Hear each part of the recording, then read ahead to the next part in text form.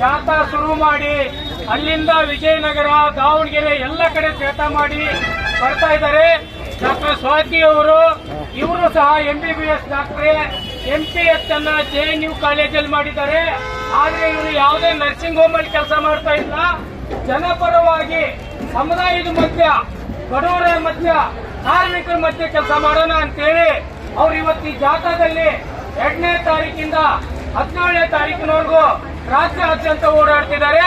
ಅವರು ನಿನ್ನೆ ಅವರು ದಾವಣಗೆರೆಗೆ ಬಂದು ಎಲ್ಲ ಸ್ಲಮ್ಗಳಲ್ಲಿ ಜಾಗೃತಿ ಕಾರ್ಯಕ್ರಮಗಳನ್ನ ಮಾಡಿ ಈ ಹೋರಾಟಕ್ಕೆ ಬೆಂಬಲಿಸ್ತಿದ್ದಾರೆ. ಹಾಗಾಗಿ ಈ ಹೋರಾಟವನ್ನು ಕುರಿತು ಮಾತಾಡ್ಬೇಕಂತೇಳಿ ಮನವಿ ಮಾಡ್ತಾ ಇದ್ದೀನಿ.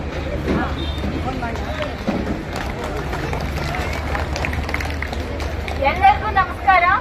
ಇವತ್ತು ಸರ್ಕಾರಿ ಆಸ್ಪತ್ರೆನ ಉಳಿಸಬೇಕು ಅಂತ ಎಷ್ಟೊಂದು ಜನ ಬಂದಿರೋದು ನಿಜವಾಗ್ಲೂ ಸಂತೋಷವಾದ ಸುದ್ದಿ. ಯಾಕಂದ್ರೆ ಆಸ್ಪತ್ರೆ ಇದ್ರೆ ನಮ್ಗೆ ಆರೋಗ್ಯ ಇರುತ್ತೆ.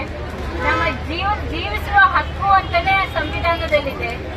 ಆರೋಗ್ಯ ಇಲ್ದಂಗೆ ಜೀವನ ಆಗುತ್ತಾ?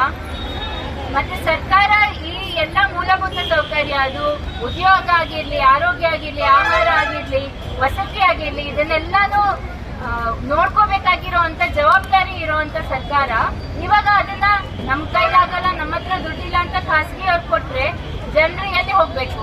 ಬಡ ಜನರಿಗೆ ಸರ್ಕಾರಿ ಆಸ್ಪತ್ರೆನೇ ಒಂದು ಟ್ರೀಟ್ಮೆಂಟ್ ಸಿಗುವಂತದ್ದು. ಅದು ಚಿಕ್ಕೇರಿ ಆಸ್ಪತ್ರೆ ಏನು ಸಣ್ಣದ, 950 ಬೆಡ್ ಅಷ್ಟಕ್ಕಿಂತನೂ ಜಾಸ್ತಿ ಇರುವಂತ ಒಂದು ಆಸ್ಪತ್ರೆ. ಆ ಆಸ್ಪತ್ರೆಯಲ್ಲಿ ಎಲ್ಲಾ ತರ ಚಿಕಿತ್ಸೆಗಳು ಸಿಗುವಂತ ಆಸ್ಪತ್ರೆನ ಖಾಸಗಿ ಅವ್ರಿಗೆ ಕೊಟ್ರೆ ಈಗಿರೋ 5 ರೂಪಾಯಿ 10 ರೂಪಾಯಿ ಚೀಟಿ ನಾಳೆ 1000 ಆಗ್ಬೋದು, ಎಷ್ಟಾದ್ರೂ ಆಗ್ಬೋದು. ನಿಮ್ಗೆ ಅದೇ ಹಕ್ಕು ಕೇಳುವಂತ ಹಕ್ಕು ಇರೋದಿಲ್ಲ. ಸೊ ಇದು ಸರ್ಕಾರಕ್ಕೆ ಉಳಿಬೇಕು. ಅಲ್ಲಿ ಏನೇ ಸಮಸ್ಯೆಗಳಿದ್ರು ನಾವು ಜಾಗೃತ ಆಗಿ ಅದನ್ನ ಬಲಪಡಿಸಬೇಕು ಹೊರತು ಇದನ್ನ ಸರ್ಕಾರದಿಂದ ಖಾಸಗಿ ಅವ್ರಿಗೆ ಕೊಟ್ರೆ ಅದು ಸತ್ತು ಹೋಗುತ್ತೆ.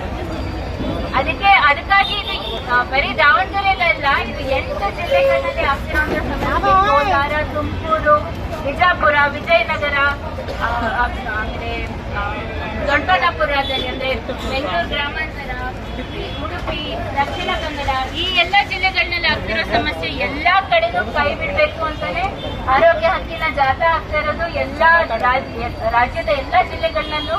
ಮತ್ತೆ ಯಾವ್ದೇ ಒಂದು ಆಸ್ಪತ್ರೆಗೆ ಹೋದ್ರೆ ಚೀಟಿ ಹೊರಗಡೆ ಬರ್ಕೊಡ್ತಾರೆ. ಅದಕ್ಕೆ ಎಷ್ಟು ಖರ್ಚಾಗಿ ನಾವು ಇಲ್ಲಿ ಆಚೆ ನೋಡಿದ್ರೆ ಎಷ್ಟೊಂದು ಪ್ರೈವೇಟ್ ಇದಿದಾವೆ, ಫಾರ್ಮಸಿಗಳು, ಮೆಡಿಸಿನ್ ಸಿಗುವಂತ ಅಂಗಡಿಗಳು. ಸರ್ಕಾರಿ ಆಸ್ಪತ್ರೆಯಲ್ಲೇ ಸಿಗೋದಿದ್ರೆ ಇದೆಲ್ಲ ಉಳಿತಿತ್ತ? ಇವ್ರಿಗೇನಾದ್ರೂ ವ್ಯಾಪಾರ ಆಗ್ತಿತ್ತ? ಇವ್ರಿಗೆ ವ್ಯಾಪಾರ ಆಗ್ತಾ ಇರೋದು ಇಲ್ಲಿ ಚೀಟಿ ಬರ್ಕೊಡೋದ್ರಿಂದ. ಯಾವುದೇ ಒಂದು ಸರ್ಕಾರಿ ಆಸ್ಪತ್ರೆ ಹೊರಗಡೆ ನೋಡಿದ್ರು ಸಾಲಾಗಿ ನಿಂತಿರುತ್ತೆ. ನಮ್ ಸರ್ಕಾರದಲ್ಲೇನೆ ಉಚಿತ ಔಷಧಿಗಳು ಸಿಗ್ಬೇಕು, ಗುಣಮಟ್ಟ ಔಷಧಿಗಳು ಸಿಗ್ಬೇಕು, ಔಷಧಿಗಳ ಸಾವು ಆಗ್ಬಾರ್ದು. ಈ ಎಲ್ಲ ಮುಖ್ಯ ಉದ್ದೇಶ ಇಟ್ಕೊಂಡೆ ಆರೋಗ್ಯ ಹಕ್ಕಿನ ಜಾಥಾ ಆಗ್ತಿರೋದು 2ನೇ ತಾರೀಕಿಂದ 17ನೇ ತಾರೀಕು. ಇದರಲ್ಲಿ ನೀವೆಲ್ಲ ಇಷ್ಟು ಜನಸಂಖ್ಯೆಯಾಗಿ ಬಂದು ಭಾಗವಹಿಸಿದ್ದಕ್ಕೆ ನಿಮ್ಗೆ ಅಭಿನಂದನೆಗಳು. ಈ ಹೋರಾಟ ಇಲ್ಲಿಗೆ ನಿಲ್ಲಲ್ಲ. ದಾವಣಗೆರೆಯಲ್ಲಿ ಶುರುವಾಗಿರೋ ಹೋರಾಟ ಮುಂದೆ ಬರ್ತಾ ಇದೆ.